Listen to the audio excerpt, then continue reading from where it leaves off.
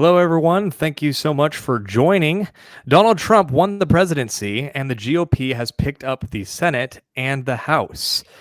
So now we have to talk about what happens next. On this episode of Forge and Anvil, I'll be joined by Wesley Todd to discuss that very question. All this and more, so stick around. Welcome to Forge and Anvil, where we hammer out uncomfortable conversations to sharpen ourselves for the cultural, political, and spiritual war that we are living in. My name is Connor. I am host of this podcast. I am a husband, a father, and a follower of Christ Jesus, doing my best to represent him well wherever I go. I'm afraid I left my webcam over at the place where we recorded our election night live stream for those of you who joined us. So unfortunately, I've got the potato cam back for tonight, but hope you all enjoy it because it will not be here long. But as I mentioned in the opening, I'm joined by Wesley Todd. So Wesley, go ahead and introduce yourself to those who are not yet familiar with you. Absolutely. Thanks for having me on. This is my third time joining, so really appreciate the offer. Really appreciate joining. Like you, husband and a father. On Wednesdays at Right Response Ministries, I do a live stream with Joel Webbin and Michael Belch, and you can find me on Twitter at 1689er. And yeah, that's pretty much about me. Got to give a shout out to that election night live stream. That was great. You guys had an all-star cast, and obviously too by the end of the night, lots of celebrations going on there. So really great job. Thank you. Appreciate that. For those of you who missed the election night live stream, we actually officially announced a new media company that I have the pleasure of administrating. So in case you missed it, go on over to jettisonentertainment.com to sign up for our new media company. On there, you're going to find Contramundum, which is Andrew Isker and CJ Engel's podcast. Both of them have been on the show. Stephen Wolf's The Lone Bulwark, Backwoods Belief, my show, of course, Forge and Anvil, and Pop Culture Coram Deo, which is Jared Moore and Jeff Wright. They actually resurrected that podcast. It's been requested for a long time coming, and I was able to convince them to do it for this occasion. So in addition to this, we are going to be putting out exclusive members-only content, and we have several new shows coming up that have yet to be announced. So you can put in your email for free to keep in the loop as we continue to upload the entire catalog. Hit a few snags on that front, but I'm hoping that should all be taken care of by the end of the week. So be praying for me on that front as we tackle all those hurdles. But really appreciate you guys watching the Contramundum live stream. If you were there, we had a lot of guests, like Wesley said. We had William Wolf, we had Stephen Wolf, we had Clint Russell came in for a surprise and meetup. He was not part of the original schedule, but I was able to convince him last minute, so that was a lot of fun. And we had so many others: Joshua Abatoy, Terry Grant, so many. But anyways, appreciate all you guys joining this stream, and if you haven't checked it out, feel free to watch the replay. It's a whole lot of fun. We went for a solid 9 hours, so we definitely surpassed the Right Response Ministries stream, so we're really proud of that. So that's the only humble brag I'm gonna bring to Wesley, because their live stream looks much prettier than ours, but we did our best, so we appreciate you joining. But both are great. Well, Wesley, we'll dive straight in. So we're going to talk all about how, of course, Trump won. As of a few minutes ago, it seems, they officially called the House of Representatives for the Republicans as well. So really thankful that the Republicans officially have the presidency, the Senate, the House of Representatives, and thanks to Trump's first term, we really have the Supreme Court as well. So really, this is the first time, if you want to think about it, that we have control over the entire federal government. Now, this is a huge blessing, but of course, we're already hitting some snags, and we're going to kind of talk about those throughout the night. But before we do, I wanted to take a moment to talk about what could have happened if we lost and we had a Kamala and Tim Walz administration currently president-elect ready to go into the office in January, because I think many individuals in our space are so terminally online that we understand the risks that we were taking. But I've been speaking to several people after the election, and a lot of them did not truly understand some of what could have truly happened under a Kamala administration. So I've got quite a few things to mention at the gate, but I guess I'll turn it over to you first, Wesley, to kind of maybe talk about some of the things that we may have seen under a Harris administration. Yeah. One of them is very likely she would have been able to replace probably 2 Supreme Court justices. So Samuel Alito and Justice Clarence Thomas. They're both getting up there in age, though they probably would be the next to retire. those are two of the most conservative justices that we have on the court. And so right now you have what's about a 6-3 split. Justice John Roberts. He can go a little kind of either way depending on the case, but it's very likely with the Kamala Harris presidency that she would have been able to choose two Supreme Court justices, and that's not even bringing into question. Say they had captured all three chambers, the executive and the presidency. They captured the Senate, majority in the Senate and in the House. It's possible they would have also expanded the Supreme Court. This was something that some of the leftists in the advent of her loss were saying should have been done in Biden's term. Now that they're realizing, well, we were about to hand over the keys to Washington. We also don't have the Supreme Court. We should have done something radical, like expanded it, added more justices, maybe even tried to remove some. So that's a big one right there. Supreme Court justices are appointed for life. There are no term limits. Clarence Thomas is not going to have to step down or anything like that. It's up to them if they pass away or if they choose to resign. But as it is right now, Donald Trump will, in the course of time, very likely, he'll be able to replace two of the aging, more senior, most conservative members of the court with young nominees. And I think he did a good job with Kavanaugh, with Amy Coney Barrett, did a really good job with them. And so hopefully that trend would continue. But that's really a big one because that stretches beyond 4 years. Legislation can go back and forth. Executive orders can go back and forth. But the Supreme Court would have definitely been one that would have had impact for decades to come. Yeah, exactly. And it's really unfortunate to think about how, losing the court ultimately means a generational loss when it comes to the judicial branch. But of course, we don't have to think about that now. That's the huge blessing of a Trump win. Many people have been saying that Trump winning is just more mercy from the Lord, and I truly believe them in that. Some of the other things that could have happened as well under a Harris administration. You mentioned packing the courts. Well, another thing that they want to do, in order to pack the courts, they would have to kill the filibuster, which they talked about doing. So just to go back in time for a short moment for you listeners and those who maybe have a short memory, or maybe you're just now new to politics because of this election cycle. Maybe you only just now started getting engaged and you're not familiar. So I'll kind of bring you up to speed. When Biden first took office, the Democrats had the House, they had the Senate, and they had the presidency, similar to what we do currently. Now, of course, January is when we actually take those upper and lower chambers. But either way, they had all three as well. They had a trifecta. And Democrats were going to kill the filibuster. The filibuster is a rule where 60 votes in the Senate is required to pass something in the Senate. Well, the filibuster being destroyed means all they would need is just 51 votes. They just need a simple 1-vote majority in order to pass anything that they want through the Senate. That includes some of these judicial nominees and many other things, just any legislation you can think of. Well, we were truly blessed by God because we had a Democrat Senator, Joe Manchin, in West Virginia, which is the most Trumpian state in the entire union. He was not willing to lose his re-election bid by killing the filibuster. And then we also had kind of a kooky woman, honestly, Kirsten Sinema in Arizona, who is my representative for a while there. She's a bit of a renegade. She was kind of someone that voted as progressively as Kamala Harris and many other progressives who were in the Senate at one time.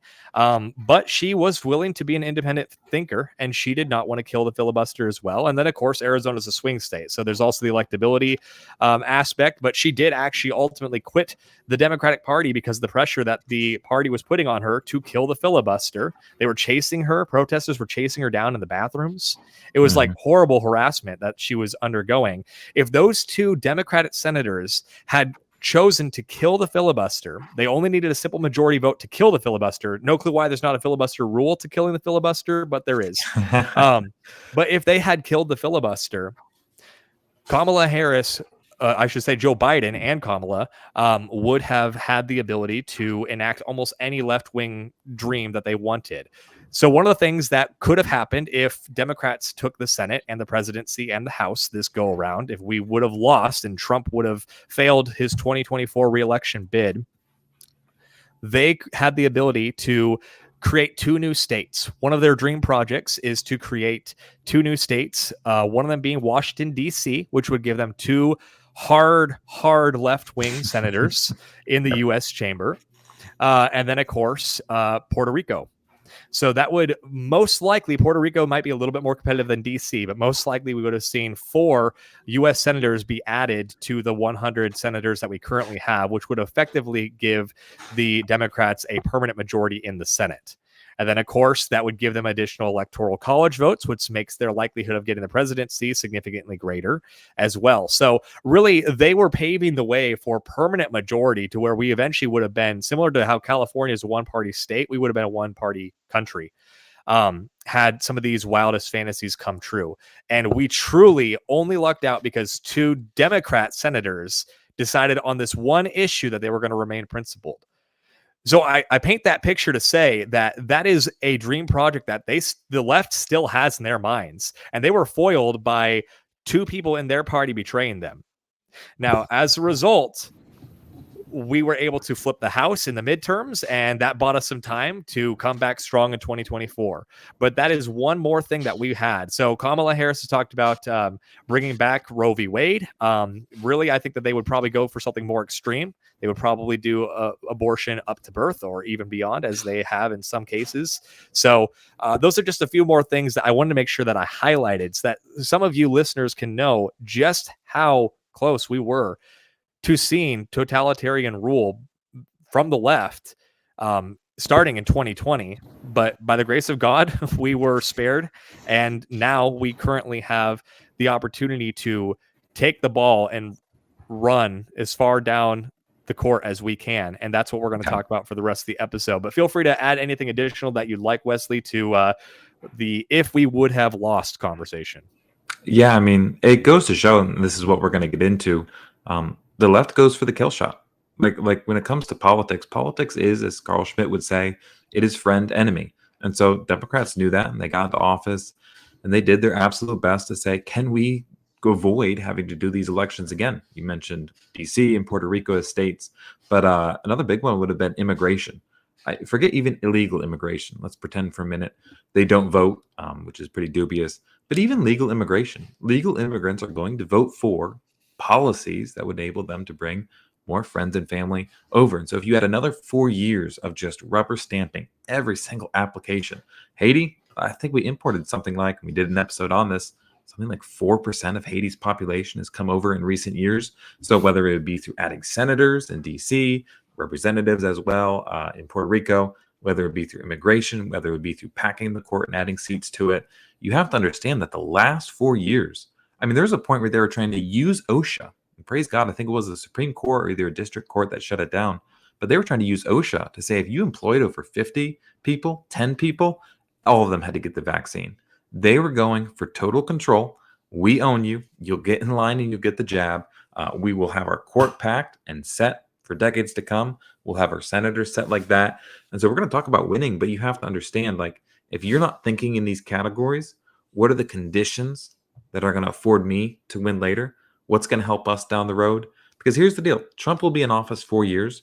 And if there's backlash to him, it's possible, like you said, happened to the Democrats. This happened in 2018 to Trump. You could lose the House. The House, because it has more seats, it's a little bit more susceptible, a little more susceptible to, backlash, people getting mad, showing up in the polls. So we really could only have 2 years of Trump with control of the Senate, control of the House, and only 4 years of a presidency. And then we'll see if the left does some introspection, if they back off some of their craziness. I don't know. Maybe they will, maybe they won't. But we're here again. This is going to be a fight. This fight against the fruit of the Enlightenment. It's going to take decades. And so we have 4 years ahead of us. We just survived, like you said, by God's grace, the last 4. But in that last 4 years, they were going for the jugular. And so we should have no shame. You're not better than them. You're not principled. If you're like, well, my opponent was trying to kill me, and all I was doing is, trying to subdue or maim or to stay back. If you're in a fight and you're in a fight for your life, recognize it's a fight for your life and do what's necessary. Not to look principled and clean and honest. Do what's necessary to win. Right, exactly. And obviously, before Right Wing Watch or whoever wants to clip this, we're talking politically. We're not going to Yep. advocate for, any violent revolution or anything ridiculous like that, like the left would have you believe in their fever dreams. But the reality is, we have to politically recognize that Steve Deace is someone that's constantly harping on the idea that we are not a nation of laws, we are a nation of political will. And that's ultimately what we're talking about here. We need to have the political will to do the hard things in order to truly win, so that our children and our children's children may have a country and a freedom that they can actually inherit and enjoy and steward well to bring glory to Christ. So, let's go ahead and dive in. So you kind of brought an outline for things that we should be thinking about moving forward. So let's go ahead and talk about that. Yeah, absolutely. So in the days following on X, probably from anyone you listen to, podcast, you definitely heard a lot of the rhetoric. If you listen to similar shows as Forge and Anvil, you heard a lot of rhetoric around now is not the time to sit back and to relax, but it's time to press the advantage. And a couple of people I saw asking, they were like, what does that look like practically? So you're saying it, we've said everything we've said here, and you're like, I agree. But what does that actually mean? Because like you just said, it's not camps, it's not violence, it's not vigilantism. What are the spheres? What are the domains that maybe we've been losing in, and this opens up the opportunity for? So I'm going to do 3 of them. I thought through 3 of them. They're pretty all encompassing. We need to win, and we need to push the ball forward economically, politically, and ecclesiastically. Ecclesiastically meaning in the church and in the spiritual realm. Economically, politically, and ecclesiastically. And starting with economically, the dirty secret about politics, like it runs on money. Now, Trump did an amazing job. They had less income than Kamala Harris did. But you look at some of these races, you look at tight races that are in like small districts and in some flyover country. These races take money. They take volunteers. They take effort. When I was block walking for the Abbott campaign, this would have been 2022, he has a huge war chest in the millions of dollars. And they had built out an app that had every single voter, registered voter, they had it tagged to shopping data. So they were able to see like, oh, so-and-so here living at 106 Birch Lane. They've donated to the NRA before. They typically purchase camo hunting gear. We have them tagged as likely Republican. And the point in all of that is they had the money to go out and categorize every voter in Texas. That type of money is powerful for winning campaigns. I'm going to get into politically running good candidates. And so to have money in these campaigns, the people that themselves are Republican and conservative, they have to have money to give, to support. One of the reasons Donald Trump could endure everything he could endure is because he's filthy rich. He's a billionaire. Like the world, the nature of reality is that it runs on money. And so we want to win economically. I think Trump's going to do great for the economy. Even as hamstrung as he was, 2016 to 2020, the economy really was great. Crypto, I don't know how many of you're looking into crypto, you've thought about it. Crypto is a really great asset because it gets your money away from just a currency that can be inflated, destroyed, that can be used and sent overseas. At the end of the day, your money, if it's just in the dollar bill, there's things that can happen to it that you can't control.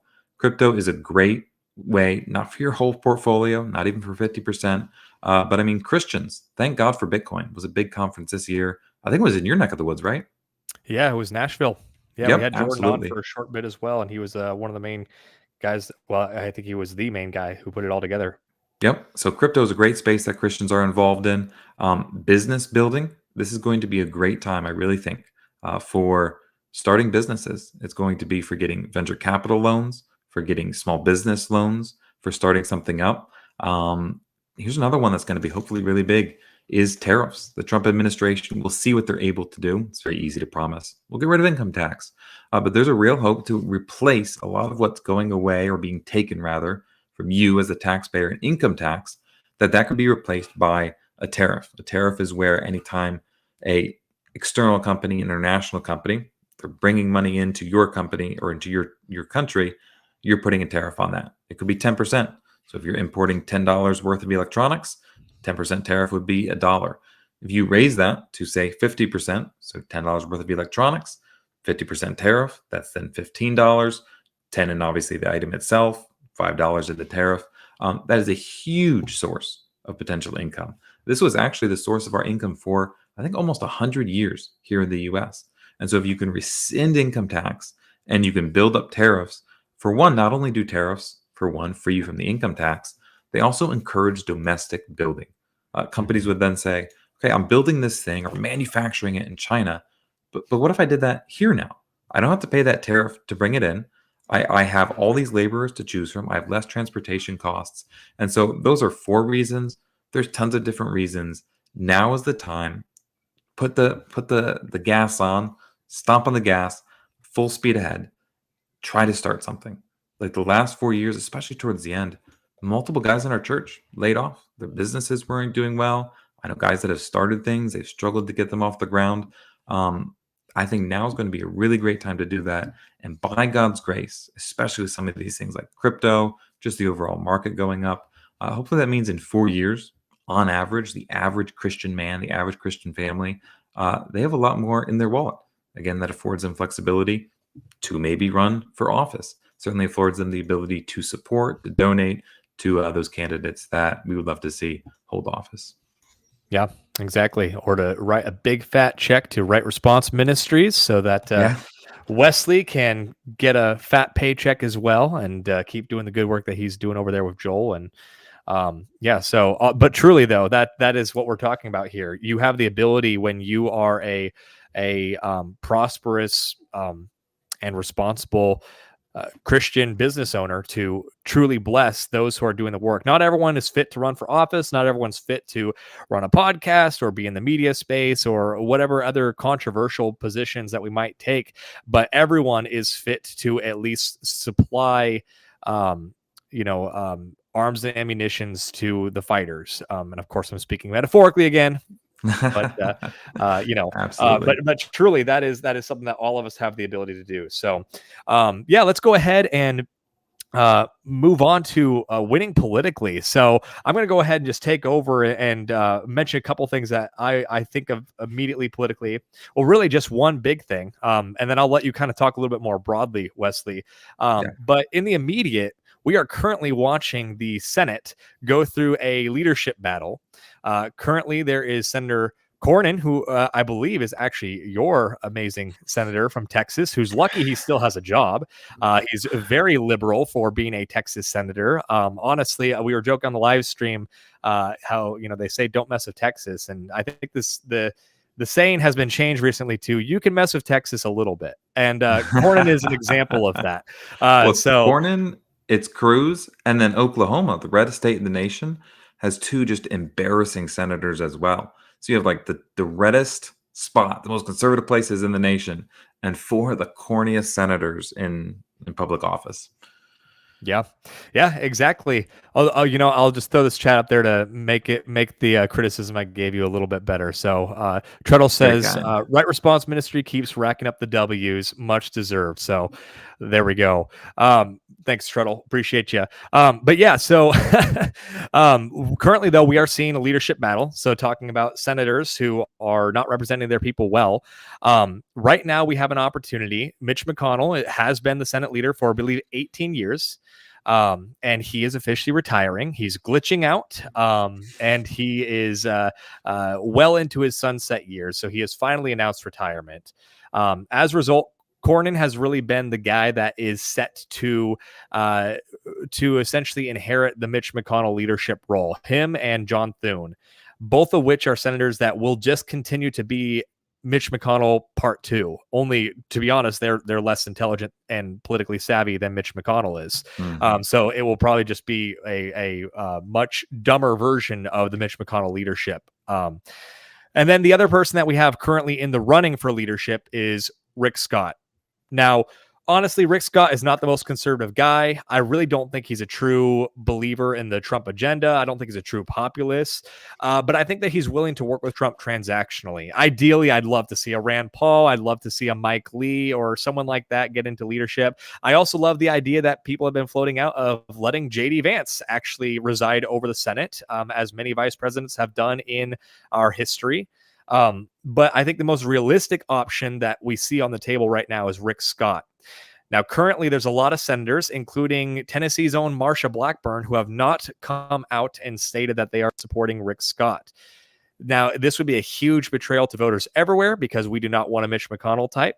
We want to actually see true change in the Senate, and we want Trump to actually be able to enact his full agenda. We do not want what we saw in 2017, where we had all three branches and Trump was able to basically do nothing but tax cuts, and then of course whatever he's directly able to control from the executive branch. But we want to truly see the House and the Senate get fully behind the president's vision, because Trump has been killing it with a lot of the vision that he's been painting in some of these videos he's been releasing after his election night victory. So that is something in the immediate political future that we need to be thinking about. So call your senators and tell them to vote for Rick Scott or someone more based than Rick Scott, because obviously we could do better than Rick Scott, but Rick Scott may be the compromise candidate that we have to be okay with in the immediate. But that's the immediate political future. So Wesley, feel free to talk to us a little bit more about some future political wins we should be thinking about. Yeah, absolutely. Winning the Senate. It's funny. I emailed Ted Cruz Sunday night, and what I said, just very respectfully, I said, respectfully, Senator, the people voted for what we wanted to see was Donald Trump and his plan. Now, Donald Trump's position, hear me out, is the moderate position, right? Donald Trump is not the extent of the direction we need to go. But I just emailed and I said, we voted for this, and Senator Rick Scott is going to be the one that it would appear would do the best job of supporting, pushing through, talk about recess appointments for the Senate, the ability to confirm appointments to different courts and different circuits while in recess. Scott said he'd support that. Donald Trump wants it. And so I just making your voice heard. This is what Trump wants. This is what, by extension, then, the people that voted for Donald Trump in the popular vote, the majority of voting Americans, this is what we want to see. You're representing us, and we, your constituents, we, the ones that you represent, please get behind this. This is what we want to see. And so making your voice heard to your senator, making your voice heard to your representative. January 6th prisoners, they need to be pardoned. They need to be pardoned. It is terrible. There are some that have died in prison. The stories of people that some of them did not even enter the Capitol, and their lives have been ruined. They are struggling to hold employment. They've been ruined by legal bills. And again, too, the more we see about the election, about 2020, the safest election of our lifetime, there was good reason that men and women were there saying, hang on a second, we the people don't feel as though we feel like we were robbed. And so those that were nonviolent, they need to be pardoned. And again, you can put pressure on this through X is a great place that people are listening to. Like, it really is. Like, the discourse, the things that are talked about. You have Elon Musk, you have RFK. That is a great place to tweet, to put pressure, to post, to like, to vote, to do all of these different things. So January 6th, Trump's event agenda, getting ahead of the ballot harvesting, getting ahead of some of these machines. I won't talk too much in depth on that. Here's the biggest thing, though. If we're going to win politically, we have to run good candidates. We have a 53-47 majority right now in the Senate. So it's good. That allows for some defects. Some people maybe that would not be on board, one or two. The reason it's not 54 is because Republicans keep insisting on running Kari Lake in Arizona. She believed it was a governor race, correct, in 2020 that she lost, a very close one? 2022, yes. 2022. She lost a governor race, and then she lost a very narrow Senate race. Now, cheating, this, that, or the other, sure, all of that. But here's the deal. For one, men don't want, nor does nature teach us, that men should want women ruling over them. The GOP should stop running women candidates for House and for Senate, for presidency. So we have to stop running, in many senses, women as candidates. And we need to pick really good, vetted, quality guys. And this changes in the time of the internet. Something that happened in North Carolina, the candidate, Mark Robinson, I believe his name was, he was the Republican candidate, and he would have had a good chance. North Carolina went for Trump. But comments that he had made close to 18 years ago on adult websites came out, sunk any chances he had. He was already kind of trailing. Those came out. There wasn't a chance. And that's silly. Now they have 4 years, or however long the term is, of a Democratic governor in a red state like North Carolina. And we got there because in the primary, in the vetting, in the GOP, we didn't run good candidates. Smart, articulate, America first, on board with Trump's agenda.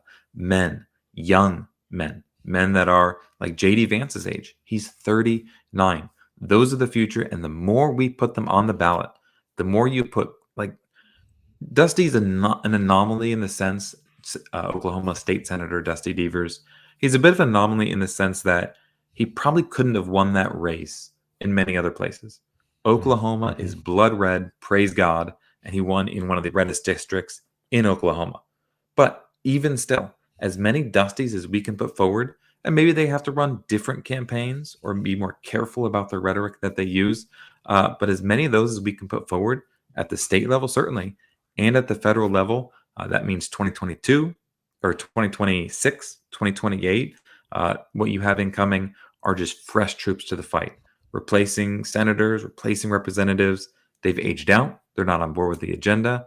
Maybe the seat narrowly flipped because we didn't run someone good this cycle around. That is a big one. So January 6th prisoners, they need to be pardoned. Trump's agenda, get back, tell your senator, tell your representative, you need to support this. And then we need to run good candidates. Yeah. Yeah, I agree. And, one thing I'll add as well, in addition to the January 6th, we, of course, need the abortion activists to be pardoned as well.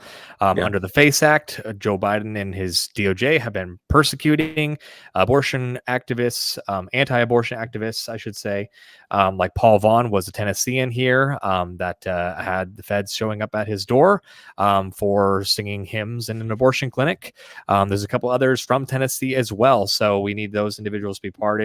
The Kari Lake thing, I think that she did much better in her initial run. I actually think she won the governorship, but Katie Hobbs, her opponent, was running the Secretary of State, which oversees the elections, and that was the most ridiculous election day shenanigans we've seen so far. Like half the election machines were down in Maricopa, so I'll give Kari Lake that grace. Now this time around, I think similar to Trump, we knew that these shenanigans were going to happen, so we needed to run someone that was ready to handle those things.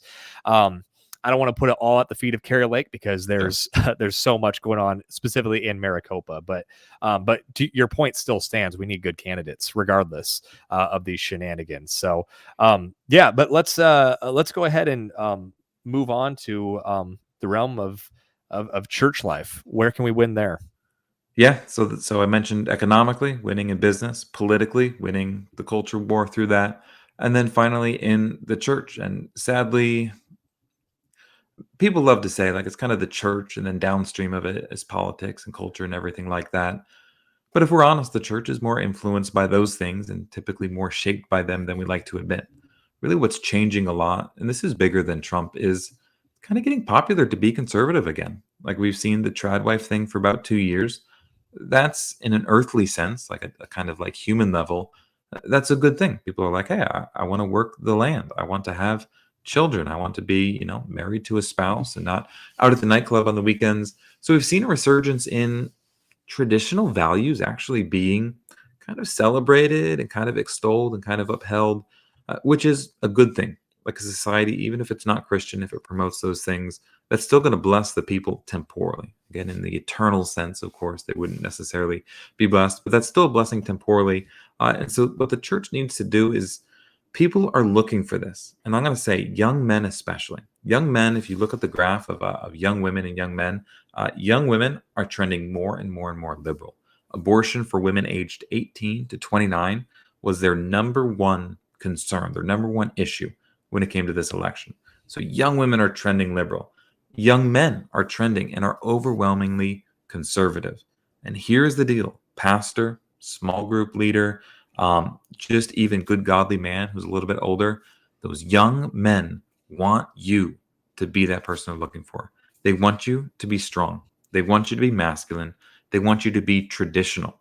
They're tired of big box church. They're tired of cheesy, coffee with the pastor and connect cards and small group that are co-ed.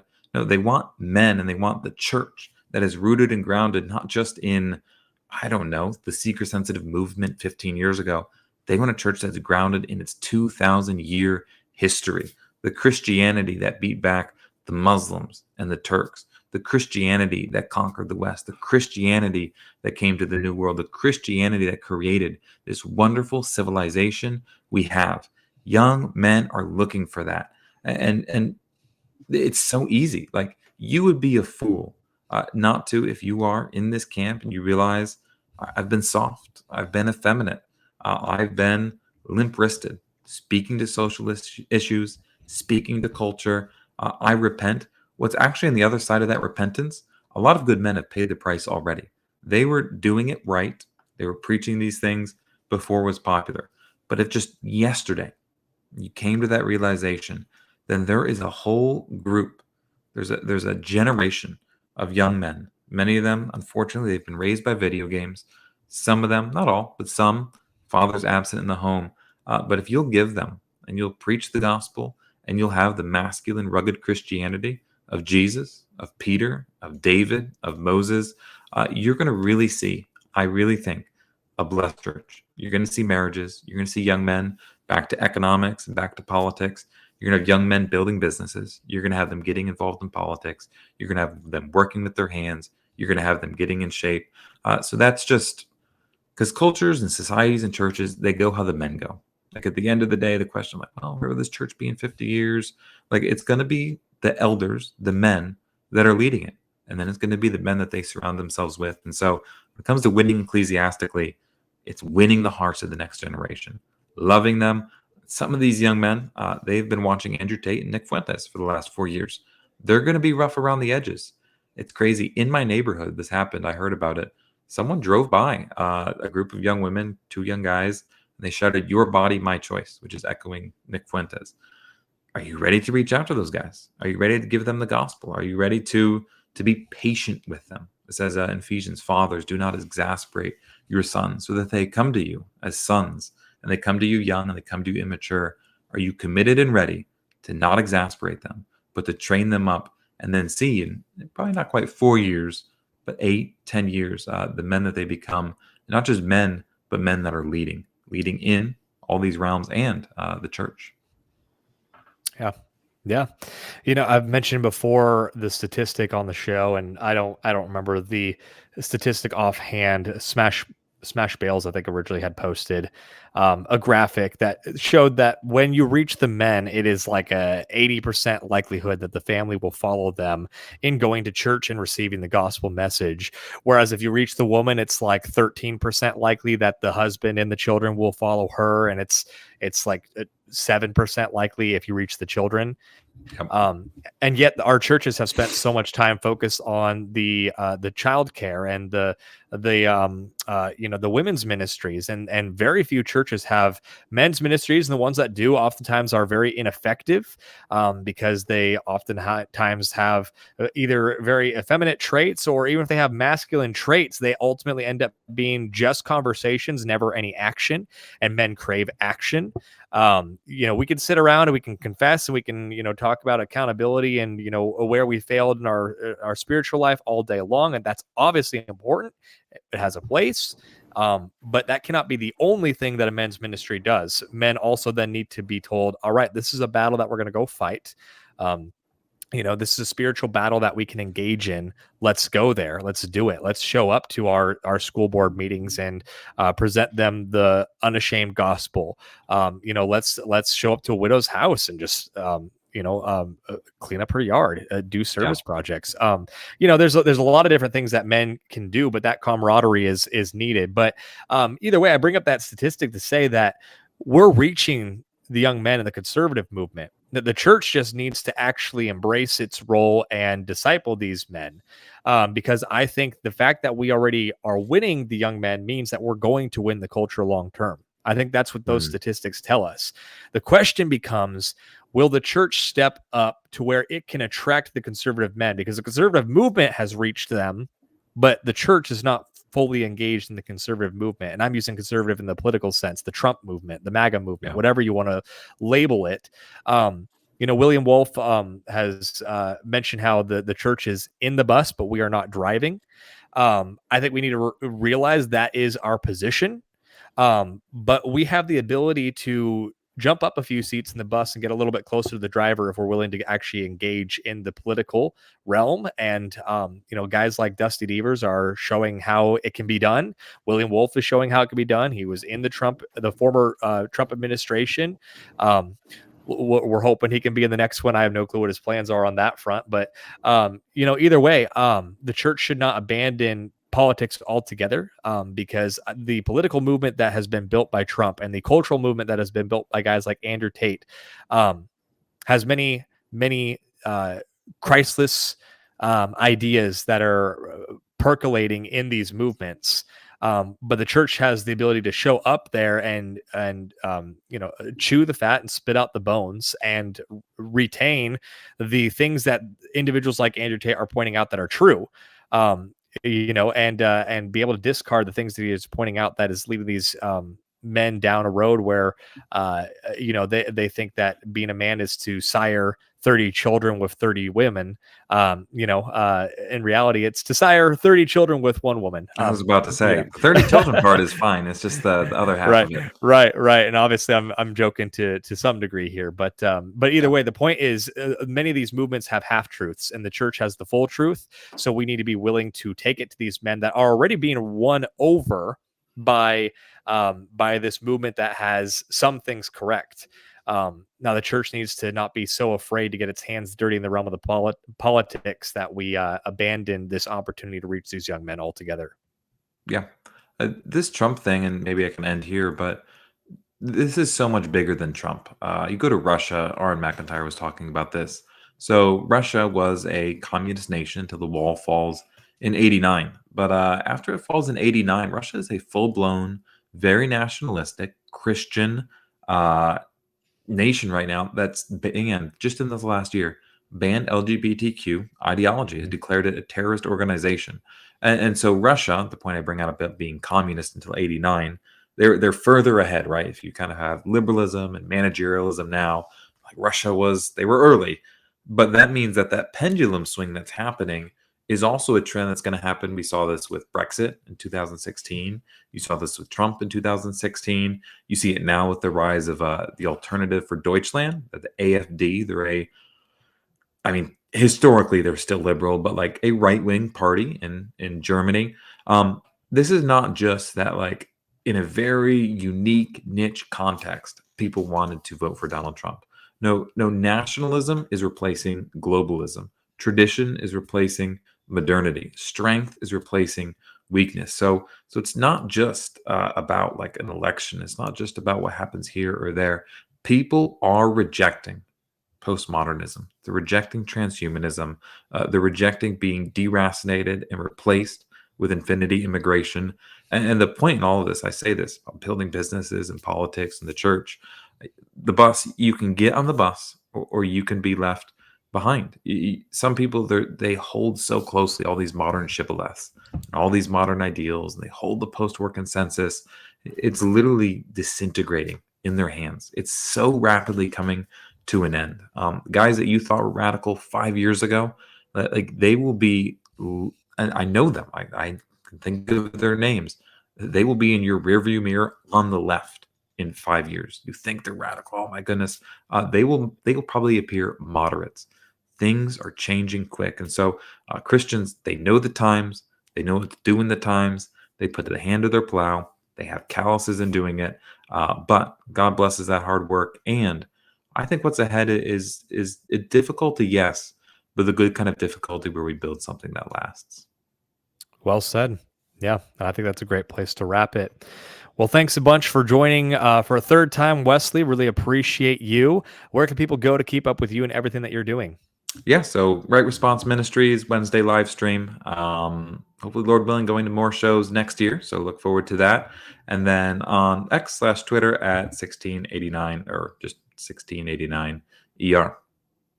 Awesome. Well, thank you, listeners. I actually usually try my best to record 2 episodes each week. Something that I will be doing for Jettison Entertainment going forward is I will be putting that second episode entirely behind the paywall. So hopefully that will be some additional incentive for those of you who have not yet joined. You can go on over to jettisonentertainment.com to go ahead and put in your email for free. And then, of course, there is a paid option as well if you want some of that additional content. We will be continuing to get our entire entire catalog uploaded there. Right now, you won't see anything on the site really, but that should be amended within the week, Lord willing. So we'll keep you updated on that. And then, of course, check out all the other shows, Contramundum, The Lone Bulwark with Stephen Wolfe. Then, of course, we got Backwoods Belief with Jeff Wright and Bendel Wary, and Pop Culture Coram Deo with Jared Moore, and Jeff Wright joins that show as well. So feel free to check out all those shows and jettisonentertainment.com. Really appreciate you guys. And of course, you can follow me at on Twitter at Forge and A for additional updates on the show there as well, and some trolling. So be sure to join. All right. Well, appreciate all of you for joining us. We'll see you next time.